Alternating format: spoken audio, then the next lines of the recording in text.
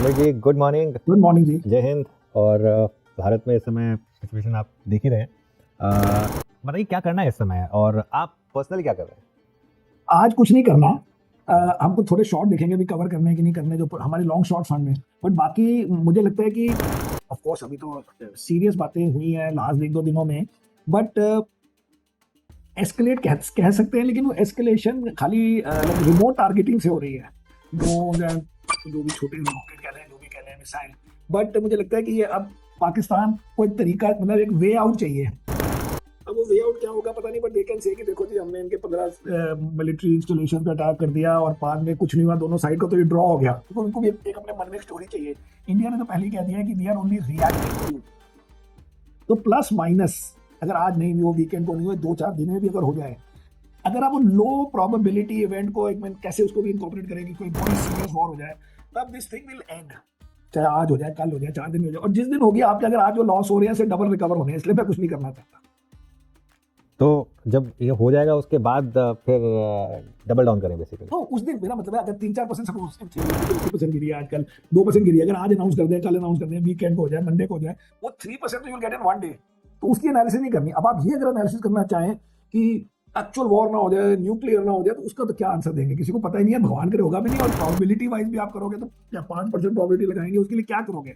इसलिए for information that we have, you have, खाली views का फर्क है कि इस व्यूज या बिहेवियर का। तो मैं कहता हूँ आपके पास भी कोई लॉजिक नहीं है जो सेल करना चाहता है कि वो क्या सिनेरियो बना के सेल कर रहा है। इफ ही सेज कि नहीं ये तो बड़ी सीरियस वॉर होने वाली है, मिलिट्री अंदर जाएगी, एयरफोर्स जाएगी, तो फिर आपका कोई लॉजिक होनी चाहिए, उसकी प्रोबेबिलिटी क्या होगी।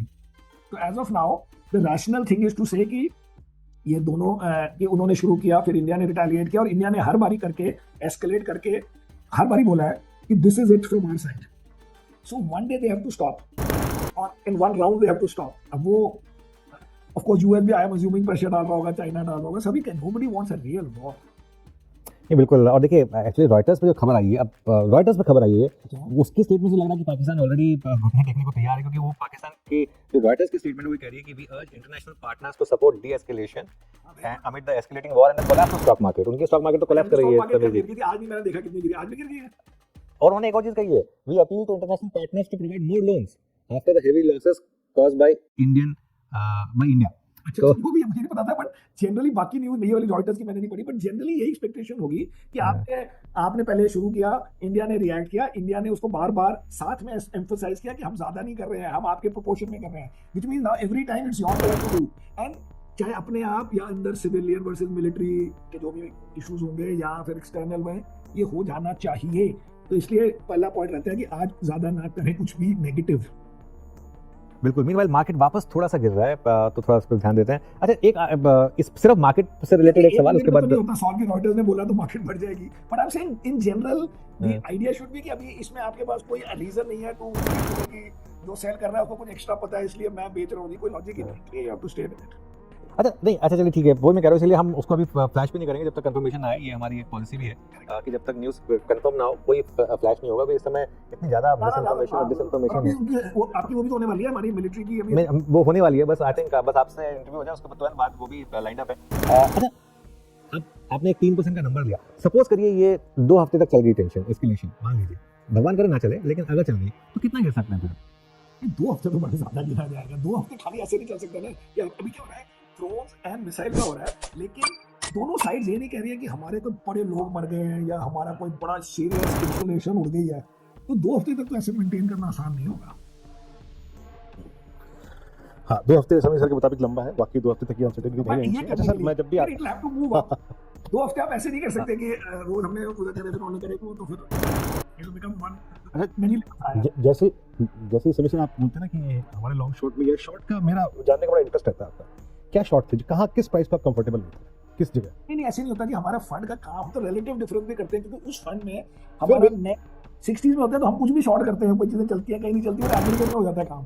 सो ये नहीं है कि हमें कौन सा मिल जाता है, वो मिल भी जाते हैं कई बारी, बट ब्रॉडली उसमें it's not so much to do with कि मैं नेगेटिव कैसे हो गया जो मैंने शॉर्ट किया हुआ था, वो हमारा फंड का मॉडल ही यही है।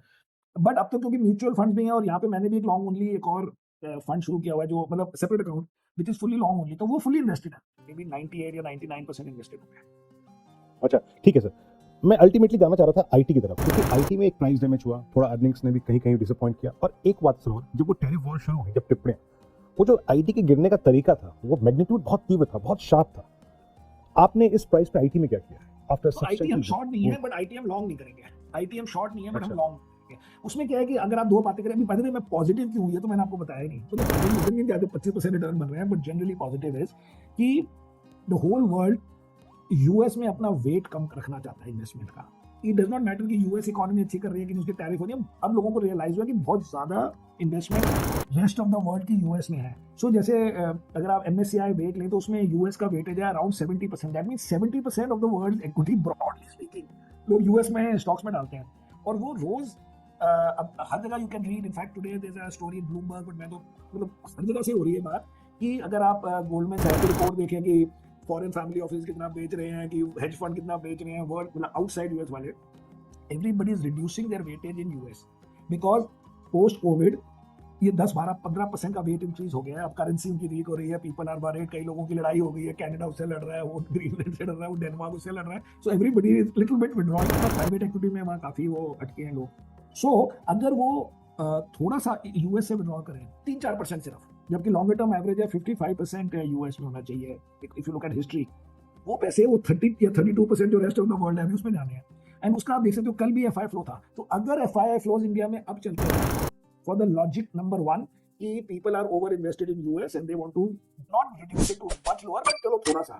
सेकंड इज दैट इंडिया जो है बेनिफिशियरी है ये टैरिफ वॉर पहले तो, और कल रात तो पूरा राजस्थान, हम लोग पाकिस्तान के थोड़े ज्यादा नजदीक है तो काफी कुछ और भी एक्शन यहाँ स्टेट में तो था ही।